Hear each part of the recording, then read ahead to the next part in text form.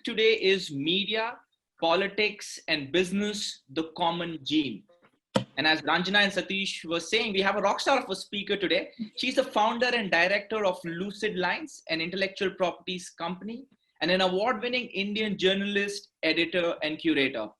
A reputed moderator, she has hosted more than 500 conversations on stage, interviewing the most cutting-edge minds globally on politics, policy, economy, business, science, civil society, cinema, literature, sports, and media. In 2011, Newsweek in the US picked her as one of 150 power women who shake the world. In 2018, she was invited to deliver the Gandhi Oration in Sydney, the first Indian to do so. She's been awarded the prestigious Ernest Hemingway Award for Political Journalism. Earlier, Shoma has been the managing director and co-founder of The Helka. She also founded and was the editor-in-chief of Catchy News, a digital news platform. Interestingly, she's recently launched a new web show called Enquiry on YouTube. So do check this out post the webinar. Now, before I bring her on, if you're excited about today's webinar, type yes in the chat box. Let's keep the energy flowing.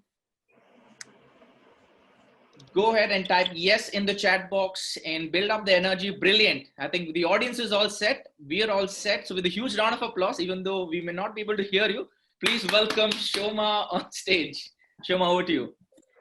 Thank you very much, Anmol. Thank you, Satish, Ranjana, Prabhu, CK, and all your affiliates. Thank you very much for having me here today. A couple of months ago, thank you to everyone who's also listening. I'm sorry I can't see you, and it's interesting that we're all physically distant, but we're not really socially distant. And I think we should change the phrase we're using now, because none of us are socially distant, really. A few months ago, Satish had invited me to speak physically at the big talk, and I wasn't able to come, so I'm particularly delighted to be doing this. And because we're today talking in the context of something so unprecedented in all our lives, I'd like to look at the issue today through the lens of COVID, disease, antidotes, and viruses. We've all been using the word unprecedented, but that doesn't quite capture the experience that we're going through. But my intention today is not to look at the physical reality, the economic collapse, the political fallouts, none of all that. What I really wanted to look at was the idea of disease and cure and antidotes in a symbolic way. Because what has COVID really shown us? And at a symbolic level, the way it has touched all of us is to show us the interconnectedness of each and every one of us. I think that is something that we had all forgotten. We live in a globalized world. We were interconnected through markets, through supplies, through technology, through trade, through social connections. But I think we had become blind to the essential idea of interconnectedness. And so COVID and this lockdown has made many things visible which had become invisible. For one, we had become invisible to the many structures, the many millions of people upon which the well-being of the more privileged classes run. Today, when we are seeing the mass exodus, the panic, the desperation of people, we're also seeing many essential services stopped, or we're relying, at a time when all of us are living safe, we're relying on the professional work of many who are braving the disease on our behalf. We're beginning to see a lot of invisible structures of society. What we're also seeing is that there were missing pieces in our society which connected all of us and which would have been structures of health, which would have been structures of well-being, again, which would connect all of us in positive structures. Those that have been missing, and we were blind to that. And then the third thing that has struck me is how COVID and the lockdown has brought home to us the fact that each of us are invisible carriers. So we've all thought of ourselves as, being just cogs in the wheel, something larger than us always is operating upon us. We don't look at ourselves as agents of either good or bad. We've not thought of ourselves, each of us individually, as powerful agents. But today, COVID has brought that home to us. Each of us could either be invisible carriers of good or invisible carriers of harm towards others. And so lockdown for me is, of course, there's the harsh reality. And as I said, today I'm not really examining that, but it's also symbolic. It gives us a chance to pause, and it gives us a chance to reflect. For many people, there's not going to be the luxury of reflecting, of changing priorities, of really thinking what is healthy in a symbolic as well as a physical way. For many, it's going to be a attempt for survival when lockdown lifts. But for many of us, there will be the privilege of looking at revival. And what is that revival going to be? What is the introspection that we are privileged enough to have the opportunity for? So in that context, I want to look at three very important aspects of our life, as I said, through the lens of disease and cure. And I want to look at media, politics, and business. When I say that, we want to identify what is the disease that has spread through all three of these very crucial aspects of our lives. What is the nature of that disease? How does it manifest? What are the symptoms? And what is the common virus that is running through all these three extremely important arteries of our life? And then finally, what could be possible cures? So let's look at the nature of the disease first. It's kind of apparent, but I'm still going to spell it out. Through all of it, through media, through politics, and through business, we have a pervasive sense today of corruption, of a breakdown in belief and trust, of extreme polarization, and a breakdown in value creation. We may all be creating a lot of profit, we may be doing well, but are we really creating value? Now, let me just quickly run through all four of these symptoms. Many of it may be obvious, but I'll still go through it. Let's look at corruption, polarization, breakdown of trust, and all of this in the realm of media. Now, it's not something I really need to say to you that media across spectrum has become so deeply compromised that there are many good people in the system, but the structure itself has become corrupted. It has become impossible for most people to do any good work because the very aim of media has been to garner numbers. It has forgotten its core purpose, it's forgotten its core service. And in that attempt to garner numbers, and I'm going to come back to that, just hold that thought for a moment about garnering numbers, because that is the common virus, but I'm going to come back to that. In that attempt, there has become such deep polarization, such an upping of the ante that you have to speak in angry terms, you have to create extremely polarized debate. The only way you can draw attention is by speaking to the lowest common denominator in society. That's the only way you'll get eyeballs. That's the only way money will come to you. That's the only way one imagines one will be able to get power. Now, with that, what comes is a breakdown of trust and belief. Today, if you speak to anyone across the board, and this is not just true of Indian media, but if you look at American media, or you look at Chinese media, or you look at Korean media, or look at Iranian media, this is a common malaise across the world that you just don't trust the media. You don't trust it, you don't trust what you're being spoken, you don't trust what you're being told, you don't trust facts. We've heard of the word post-truth, we've heard of the phrase alternate facts. Imagine, step back for a moment. What is this world we have created where we are constantly being bombarded by information and by purveyors of information whom we don't trust? So if it's someone that you imagine to be left of center, you don't trust that view. You imagine someone to be right of center, you don't trust that view. There is no credibility in the system. And that brings me to the idea of polarization. Again, it has become so deeply, deeply polarized that all of us are almost paralyzed, unable to act because you can't trust. I'm not going to go into specific examples because those are proliferating around us. But let's just look at a couple of phrases that we use commonly now. If you are slightly left of center, you care for a larger good, you're seen as urban nakshals, you're talked of as liberals, you're talked of anti-Hindu, anti-national. That's one universe. If you come from the other spectrum, you're unable to look at perhaps any truth in what the Hindu right or the right of center or the bigots, you're just constantly creating enemies out of each other. And if you don't agree, there is no possibility of dialogue. There's no bridge building. It has to be that you're part of one camp or the other and you discredit the rest. This is creating such a terrible rupture in our society that it is actually perhaps, and I say this with responsibility, it's perhaps become more dangerous than the COVID that we're confronting. And now let's look at that same set of symptoms in business and in politics. Let's take politics, that's extremely obvious again. Extreme polarization. I don't need to spell that out. Look at it in the Indian context, look at it in the American context. Such extreme polarization that you're really looking at war rather than differences of opinion. You're not looking at competing ideas of governance. You're not looking at competing ideas of what is the national good. You're not looking at competing ideas of how to spend or what the budget should be. It's not a clash of competing intellectual ideas or of competing, but where both sides have a presumed good.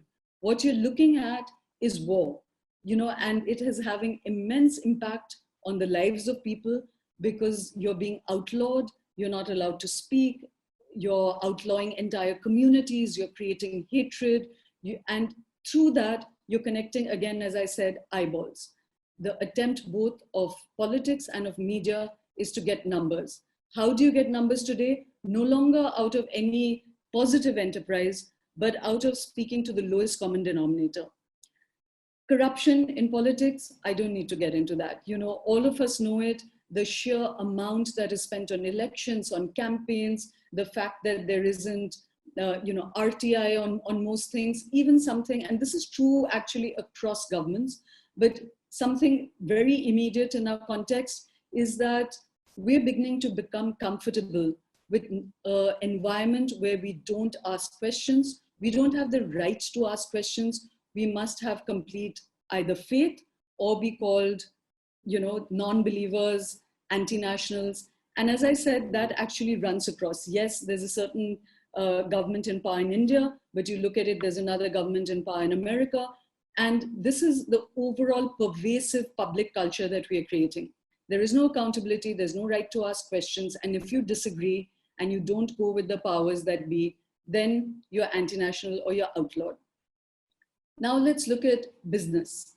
The same set of symptoms are now so visible across so many large entrepreneurships. And I'm not talking about middle businesses because there's a kind of corruption that runs through society. Some of it is pragmatic corruption, some of it is structural corruption, and some of it is willful corruption.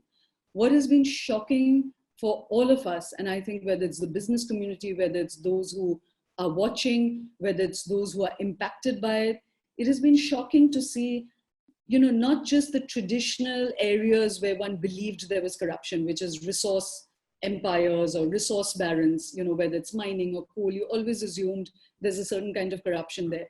But in some of the most professional and what one had assumed was the new economy of professionalism, technology-driven, service-driven, even in those areas, whether it's been big banks, whether it's been very famous entrepreneurs, I won't name some of them because again, they might be friends, but they are all in the public realm. Right now there's conversation about whether it's Nirav Modi or Vijay Mallya or even the Cafe Coffee Day owner.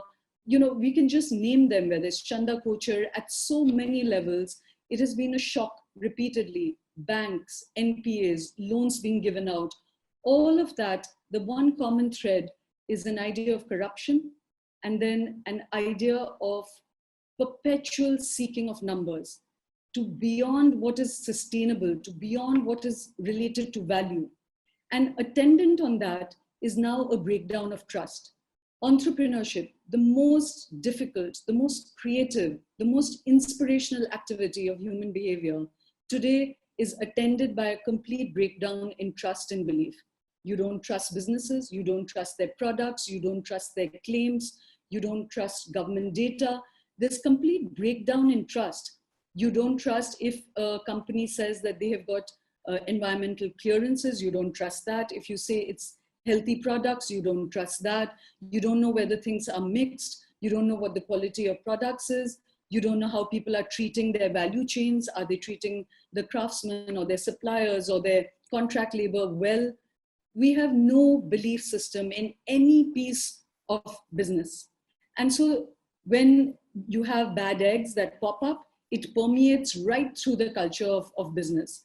People who are not in business, who are not entrepreneurs, don't want to trust. You don't like bailouts being given because you believe that that's going to go into personal profit and it's not going to affect the good of all. So, I've spoken in very generic terms because, as I said, it's very obvious and I'd be covering ground we all know. But look at also the concept of polarization within the idea of entrepreneurship and business. Today, even when we discuss what can be packages for economic revival, what could be the wished for, actions that governments will take post-COVID, post something as apocalyptic as this, even there, you will see an extreme polarization of views. There is no concept of a common good. There's no concept of a mix and match, a middle path. You're either right of center, so you don't want taxes to be raised, you don't want any public spending, you don't want any public structures, you believe in the market, you think government is bad, and there's this extreme polarization. You're not allowed to think independently, you're not allowed to think outside of molds, you're not allowed to say, I'm not left of center, I'm not right of center, this is what I can independently see happening, and I'd like to create a new world where I can mix and match and arrive at something new. You're not allowed to do that because the moment you start speaking, the same set of things come in. You are either have no credibility, you are seen as belonging to either camp, there's no trust, all of that kicks back in.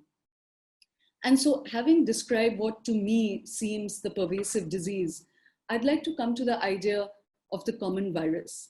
Now, before I speak of that common virus, I don't know, I wanted to introduce a new idea to you, which for me has been a new idea. And I don't know how many of you are familiar with either this philosopher or even this concept. There's a man called Jaron Laniers, who is deemed as one of the big tech gurus. He's been the mentor for all of the big five, all of the big six, the real sort of pioneer entrepreneurs who have brought technology to us in a way where today I and 138 of us can be communicating without us even seeing each other and yet feeling so palpably close. And we know all the good that technology has brought us. And yet, Jaron Laniers has become a technology skeptic.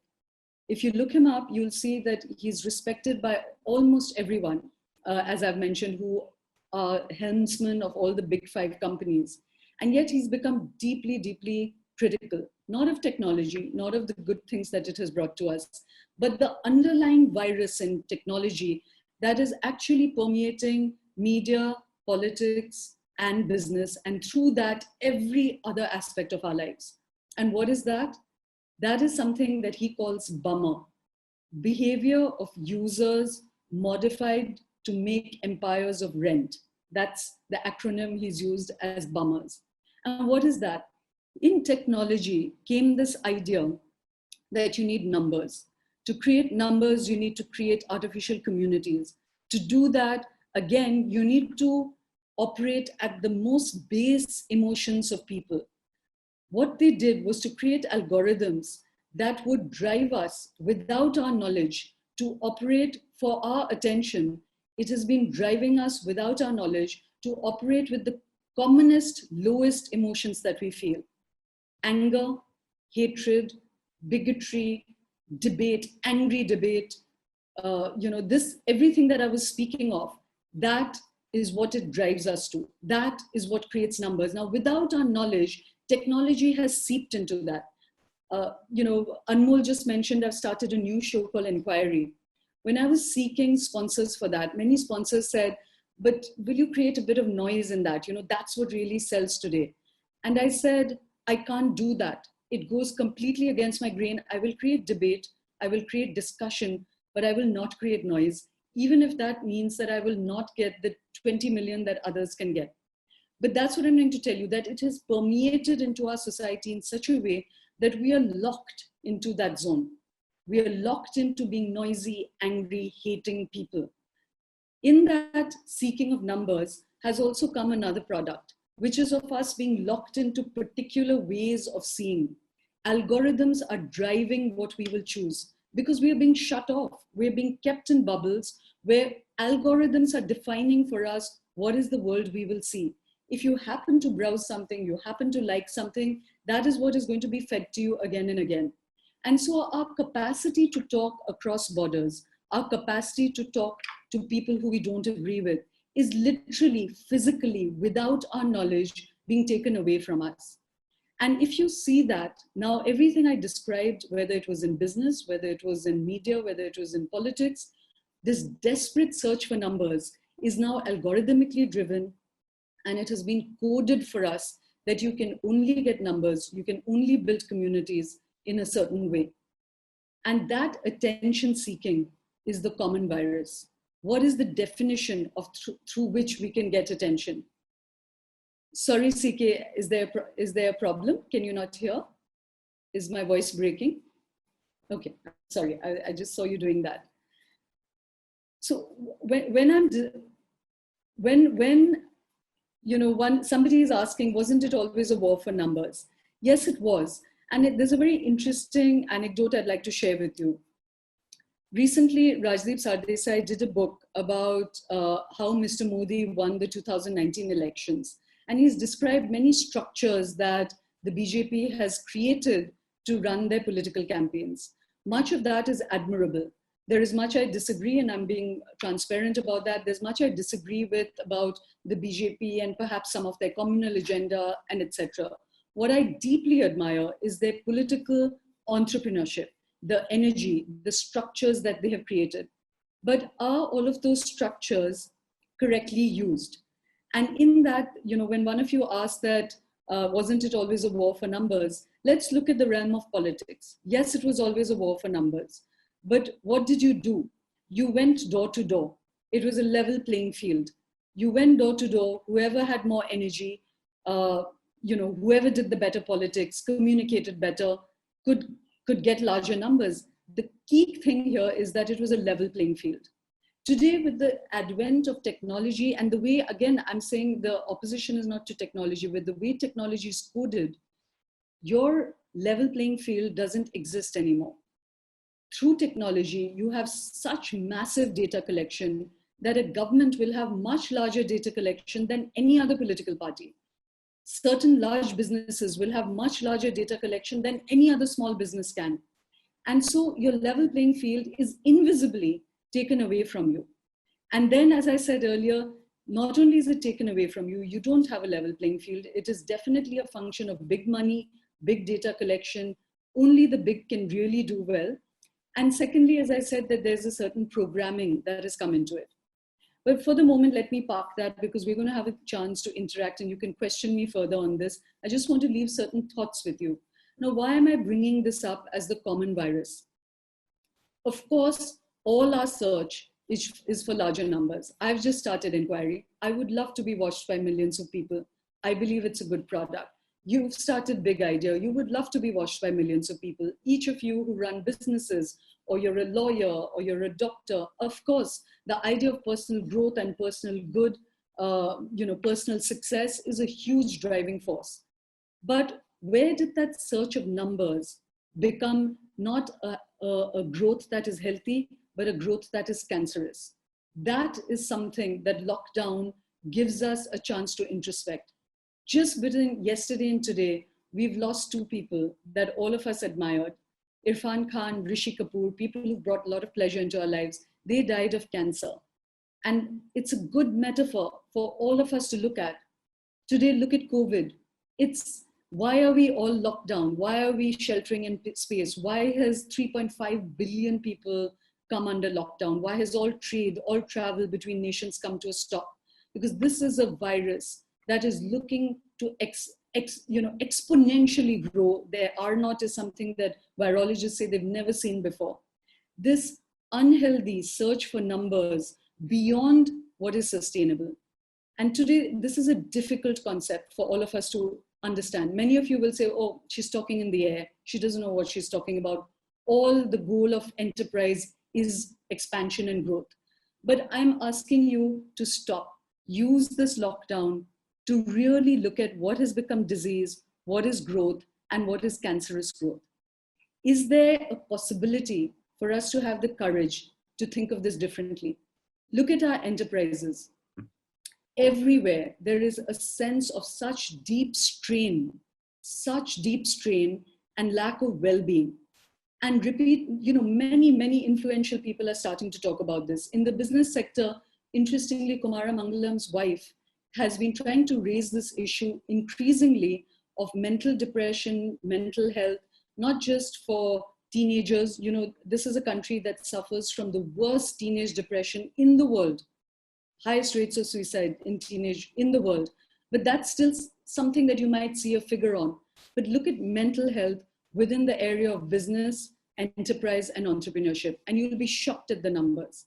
Now, it's not just mental health in those terms. Look at the health of our businesses in terms of the value chains, employee health. Are you trying to grow at a level that is sustainable? All these stories of corruption in business that we have seen, whether it's in terms of loans from banks, whether it's in terms of fixing books, whether it's in terms of spreading your spreadsheets, whether it's offshore, all the idea of corruption comes out of the idea of growth beyond what is healthy and sustainable. Today, when the entire world has been stopped and we are getting a chance to think about what is health in every phase of every strata of our life, what is health in physical terms, what is health in emotional terms, what is health in sustainable terms, in terms of your business, I'd like to put out this idea that growth is natural, but when it's tied with the idea of nature, of what is sustainable growth, then that is something worth pursuing. If it is growth that topples over into ill health, into unsustainability, into corruption, into a sense of deep stress, not just within yourself, but within your workers, within your employees, when everybody is running towards something beyond what feels healthy, then we have to have the courage of questioning whether that's growth or whether that's greed. And this is something which is very interesting when I said earlier that we did not have the liberty to think outside of the cages, the intellectual cages in which we have lived. Today, that freedom is presenting itself. I'm just going to look at the watch because I'm not sure whether I've crossed your time limit, and I have. So I'm just going to stop with this one last thought, and then we can open it up for discussion, which is that recently I've been noticing a lot of, as I said, media that was defined as either left of center or right of center, economists who were thought of as market driven or more public health economists like Amartya Sen was seen as left of center. There was the Chicago School who was seen as market driven. But it's interesting that there is a new breed of thinkers who are coming up, who are looking at this complete break, this rupture in our lives, and trying to think afresh. So you've had the Financial Times, you've had the New York Times editorial board, you have the Economist. Now this, in a way, cuts across the spectrum. You have Mr. Chidambaram, you have perhaps the government itself, people who have been seen as pure market-driven. And you have those like Jean Drèze or Amartya Sen, Aruna Roy, people who have been linked with, ideas of public good, who are now coming together to say, I recently did an interview on Inquiry with Tom Friedman. He's seen as the prophet of globalization. And I asked him, I said, what is the new thought that has come to you after a breakdown like this? And he said, we had become blinded. The balance between markets and government, the balance between markets and public good, all of that had gone out of whack. What we have is a chance to think fresh. Can we, when this lockdown lifts, continue with those ideas? Or do we have an opportunity to regain that balance? Definitely after this, I think we would need structures of public good. We need public spending. Can we bring corporate culture into that public spending? Yes. Can we only trust markets? If today all the structures did not exist of, Tom Friedman gave this example. He said, if those who are now in their homes called 9/11 and there was nobody there to come to look after them, they would realize what is the absence of all public structures. So repeatedly, people are now speaking of what is possible to do where you marry markets and you marry government and you marry public good in a new equation. Within that, each of us individually will find what is that thin line, what is that health line, which is growth and which is not greed. which is health and which is not cancer, where the R naught is reduced, and we can all go back to something that looks like healthy living, where each of us are an agent of good, where each of us able to impact the lives of others. And we get out of this lockdown with seeing the interconnectedness of things. If you take that same concept to media, to politics, find that level which remains within your sense of purpose, your original intention, and the numbers that is possible within that.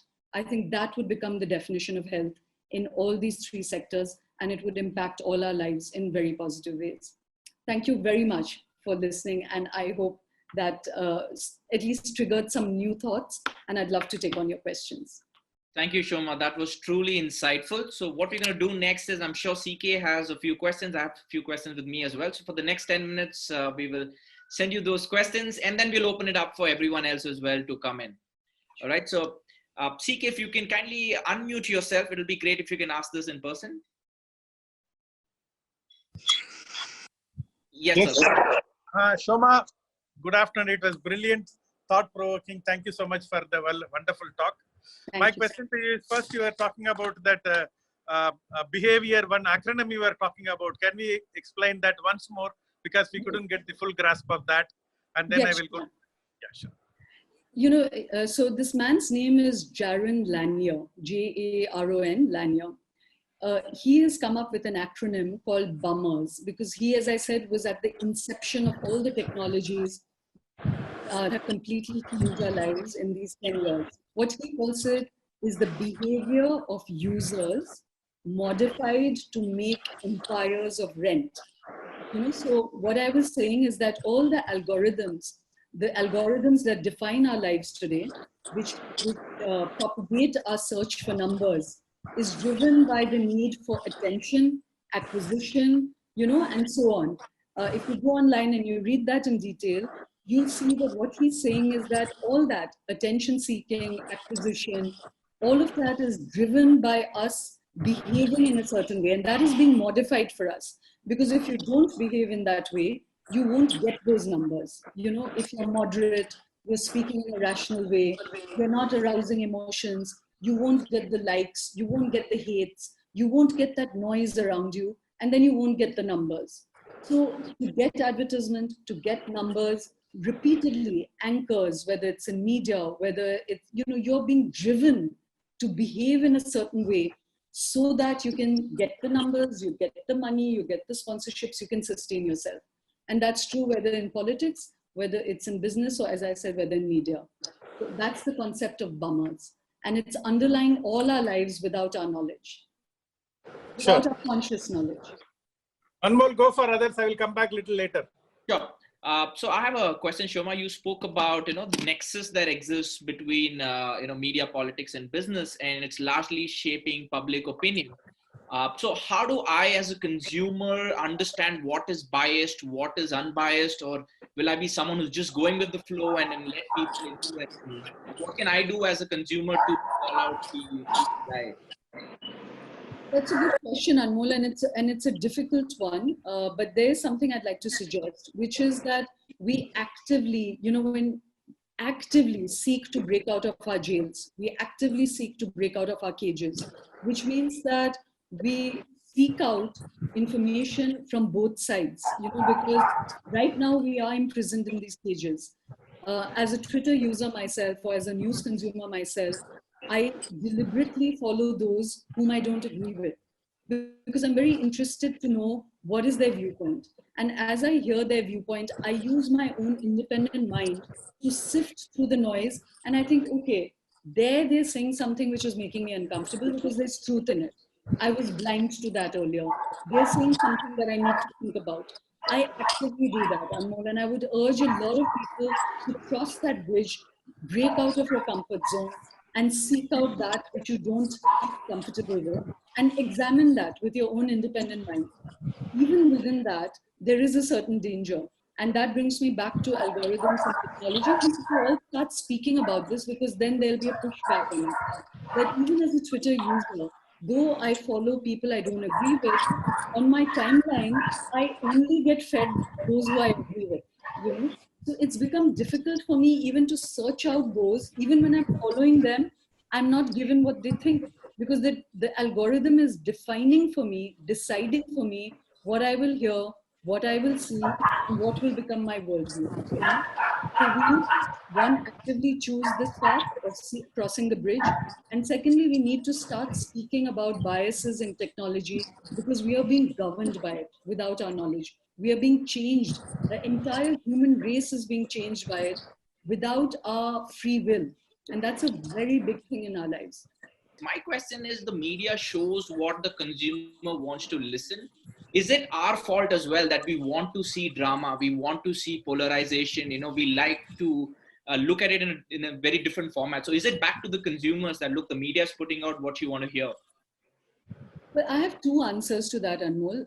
I do, there was a time when I was very, very critical of the media, but today I'm more critical of audiences, not just because of their taste, but because we are not willing to pay for intellectual property. We are not willing to pay for media, and we're not willing to pay for information. We're willing to pay for anything. We'll have a 500 rupee coffee, we'll buy a 10,000 rupee shirt, but we will not pay for intellect. And so, even more than consumer taste, this inability of consumers to pay for media is what is really, and when I spoke of the structure of media being corrupted, that is the core structure. There's no other business in the world where you try to consume without paying, So that's one. Where the taste of the audiences go, I bring the blame right back to editors and to anchors and to media entrepreneurs. Because if you're leaders of society, you cannot possibly, if you're going to occupy a pulpit, then you have to assume the role of a leader. And the role of a leader is not to only follow the taste of those who watch you, it is also to set that taste. As an entrepreneurial leader, you're setting the ethics of your company.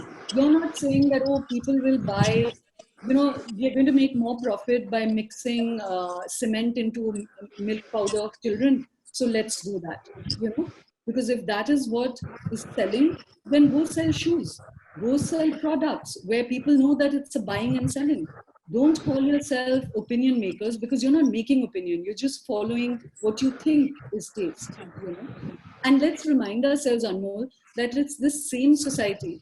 It's the same society that followed a Gandhi or a Maulana Azad or, any of the Baba Ambedkars or the Sardar Patels. It was the same society. It's the quality of leadership that's changed. It's not the quality of the society that's changed. You follow the leaders that that the leadership sets. Let's remind ourselves that barely, what was it, like 7 or 8 years ago, that when Arvind Kejriwal seemed to create a new politics, look at the masses of people that tried to believe in him. And when he also in some ways failed that vision, it was a failure of leadership, not that people didn't want inspiration. Every time a leader steps up and speaks of something good, even Mr. Modi in 2014, people believed he would bring good governance. He also was, so I think people have a desire for inspiration. Whether leaders have the courage to deliver on that is a different matter. So, Vijay Kumar is asking, with the lockdown in place, all of us have been talking about environment, values, basic need versus luxury. But post the situation, when everything goes back to normal, are we going to be back to the rat race, or are we really going to go for that change that we're all talking about right now? It's a good question, and I ask myself that quite often. And I think, by and large, we're going to go back to being the way we were, because there's going to be, as I said at the beginning of my talk, that there are some of us who are going to have the privilege for pivoting and for changing, and that includes actually leaders of nations. But there's also going to be a huge need for survival, and that's also a very true reality.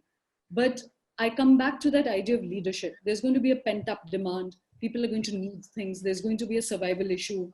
You're going to cut corners. Already this talk of climate change, actually there'll be a greater danger, because people are going to be willing to do anything to restart economies.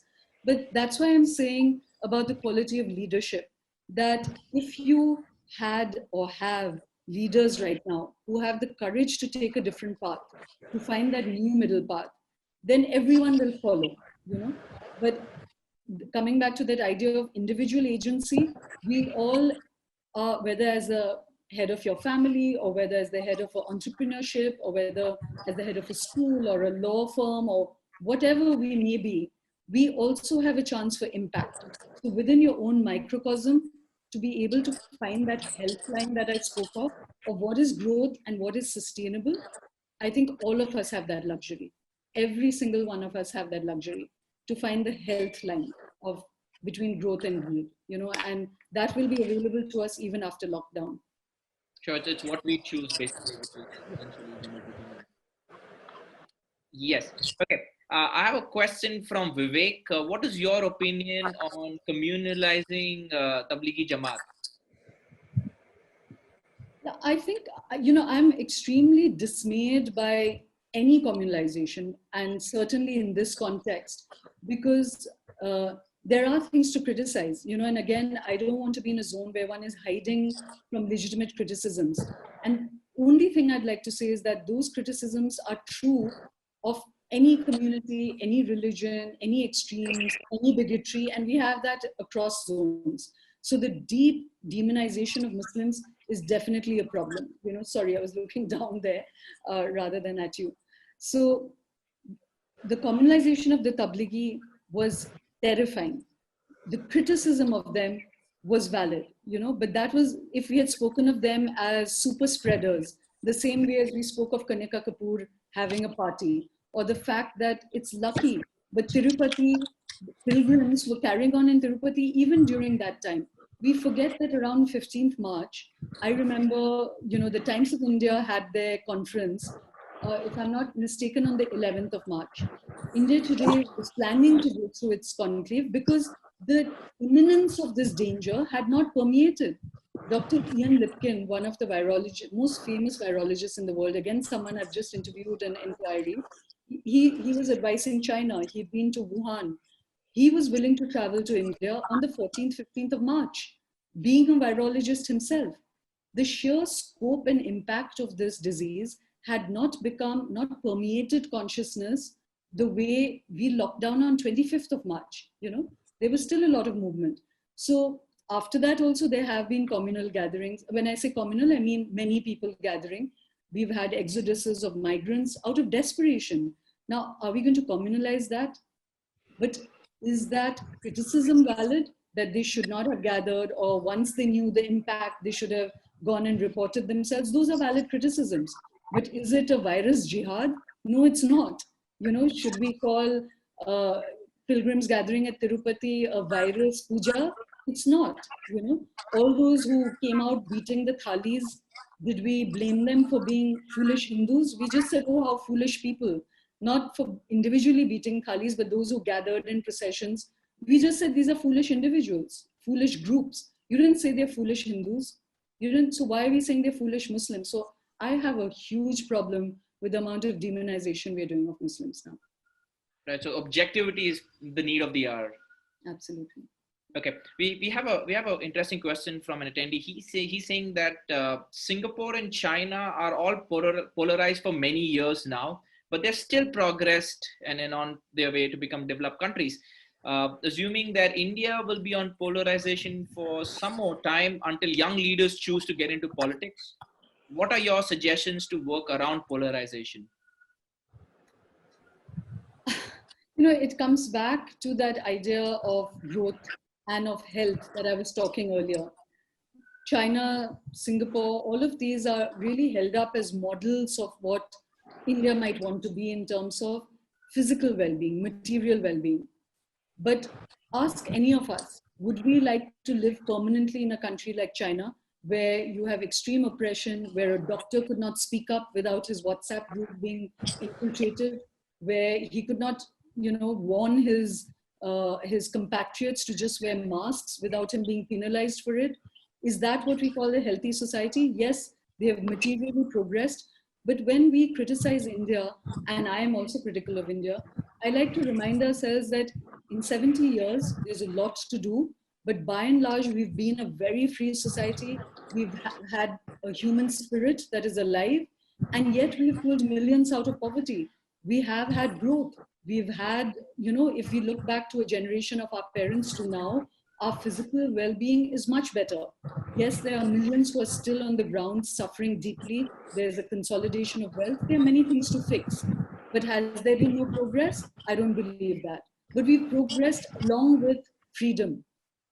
What it worries me is that increasingly we are becoming comfortable with the idea of surveillance, compliance, no questioning of government, giving our hands to the great leader and not having freedom to have our rights as citizens. Those things are very worrying. I think we'll be exchanging a short-term good for a long-term evil. And that's when we'll understand again this metaphor of health versus disease. Sure. We have a question from Ramesh Kumar.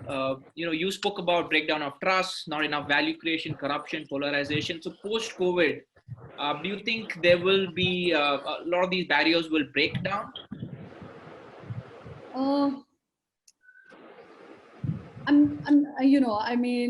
Unfortunately not.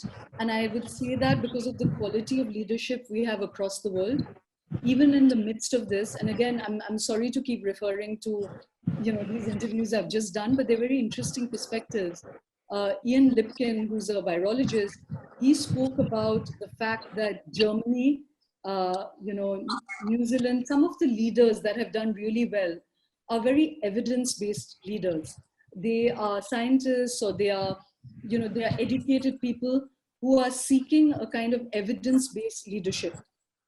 Unlike America, unlike some of, whether it's Bolsonaro or you have Boris, or you have a lot of popular demagoguery at the leadership of many big nations, where they have not reduced or reached for a higher level of dialogue, even through a crisis like this. You have this sniping, you have finger pointing, you have this absence of trust. I started by saying we don't trust the numbers of any society, no country, neither India, nor Iran, nor China, nor America. This absence of trust is a reflection on the leadership, it's not a reflection on societies. If today all these leaders after COVID took a higher stance and said, we have all suffered, now we're going to set a better path, believe you me, societies would follow. Let's look at Mr. Modi. It's very interesting. When he did the demonetization, even though the terrible economic impact it had on millions of people's lives, because he framed it as public good, he framed it as trying to root out corruption. Lockdown, he framed it as something that we have to do for each other. Look at the way our societies have responded. At such extreme cost to themselves, people are doing this without great deal of restlessness or rioting. There's desperation, but there isn't just like unruly rioting because it's been framed as public good. So I have a lot of faith in societies and people. I have less faith in the leadership. So I think most of us are with you when you say that. Vandana has a question. I think it's lockdown versus the economy. A lot of, in fact, business leaders have been talking about, look, the show must go on. We cannot be the way things are going on this way. So what's your take on this? The future forward, will the lockdown still be in enforcement, or should we really open up and get the economy going? I have to admit with a bit of shame that I've been a COVID denier, as they are called, right from the beginning. Not because I don't think precautions were needed. We possibly needed a 3-week, 4-week lockdown for governments to equip themselves with the kind of infrastructure that was needed. It's been a shock to everyone's system. We needed quarantine centers, we needed doctors, nurses, everyone to ramp up, nebulizers, all of that. You needed that time. But at this juncture, I think the cost of this is way too high. I think we need to take the risk. And I did pose these questions again to Dr. Lipkin, to Tom Friedman. I'll be doing it to many other frontline thinkers across the world. And there's the economic question, there's the question of hardship. And I also think we're now looking at competing disasters. Who has decided that COVID and a death by COVID is worse than a death by cancer, or death by accident, death by diarrhea, death by influenza? The UN just put out a report that 350 million children are directly compromised by the lockdown. They are missing their midday meals, you're not getting your vaccinations, you're not getting polio vaccinations. So, I think the time for risk has come back. If there's an explosion, an epicenter like New York or Italy, you can shut that down. But can we shut the whole world down like this? I think that's a question many leaders will have to risk. If I was left to it, I would say I would risk opening up now with a lot of protocols in space. We have created consciousness. You wear masks, you wear gloves, you create certain protocols, but I think we need to get back to work because the cost on human life is too high. Sure. Mr. Prabhu, if you have a question, you can come in. But I have one question for you. So, how you coping up with the lockdown, Shoma? What have you been doing last few weeks? Something which you've not done before the lockdown. Well, it was a big shock for me as well because I was working on a lot of new projects. I just set up a new company, Lucid Lines. It was an intellectual properties company. It was working on a lot of new concept-based, but very focused on live events. So you can imagine the shock I had. I just brought in investments, tied up sponsors. All of that went into freeze. So the first week, 10 days, as I said, we are privileged. We are living in homes. You have your children around you or your loved ones. For a while it was shock, paralysis, a feeling that, oh my God, all my dreams have blown up. And then there was a little bit of relaxation. And then a lot of two things happened to me. One was this extreme sense of horror at what people on the ground are suffering, and that cost is really being borne not just for themselves, but also for us. I don't think anybody has a choice, but people on the ground are suffering way, way too deeply. The stories of people walking thousands of kilometers back to their homes, if there were very privileged people stuck like this, our response would be different. And so arising out of those questions you raised between economy, the ethics, the moral ethics of this, what is health, came this idea of starting a new show called Inquiry.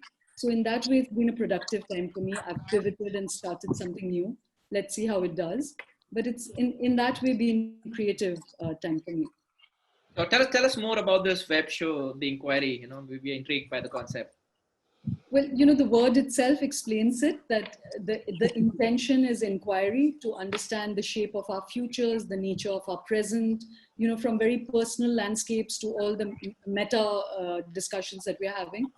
And so I'm using my capacity to reach out to people from across the world, not just in India, because of this interconnectedness. I want us to be aware of that, for that to be reinforced.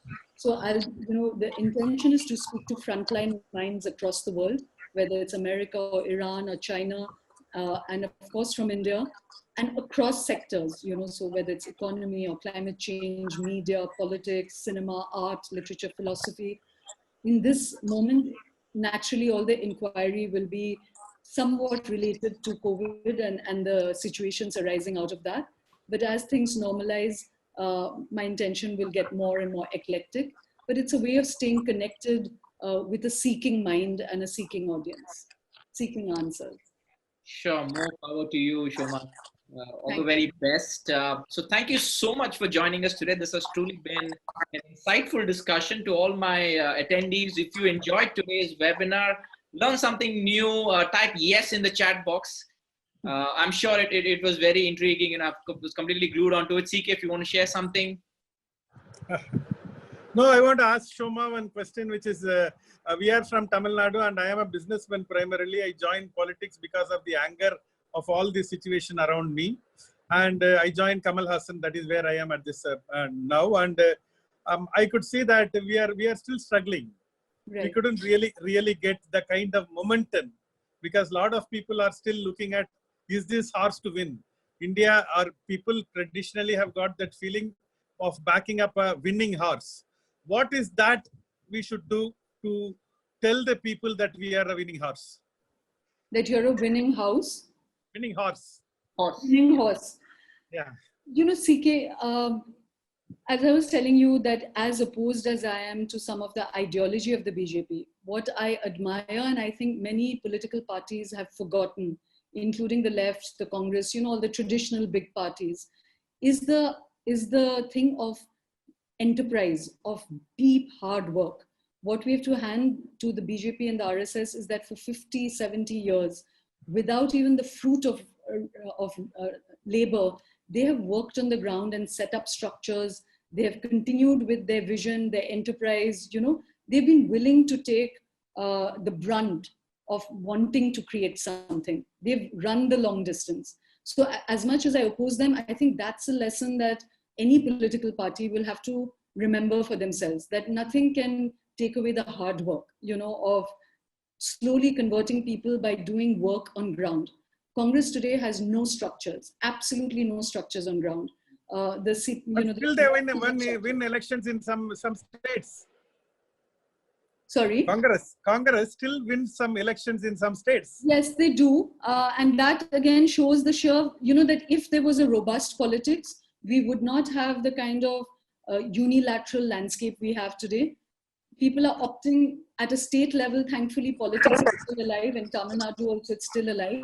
But, if you look at, say, Jagan Reddy or some of the people who have won, they have undertaken these massive padyatras, door-to-door contact, walked 40,000 kilometers, really gone on the ground to spread their word.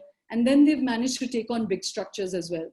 Now, in the states where Congress has won, you've been in power 70 years, some residue remains, but they're not the robust national party that they need to be. And this is not because I'm a Congress supporter or a BJP supporter. No, anybody. I often say that even those who love the BJP should want the Congress or the left or, Kamal's party. We need a country like India needs multiple politics. We can't do with a unilateral politics, So, but what I would say, CK, is what I was saying earlier as myself as a journalist, that I've, even as a small voice, you can have a very big impact. The pushback of a Kamal Hassan existing, or of any, even if it's a small party, it pushes back, and by speaking another language, by raising questions. Imagine if you were not there, you would not be adding that one note to politics, which is making a difference. You may not be the whole song right now,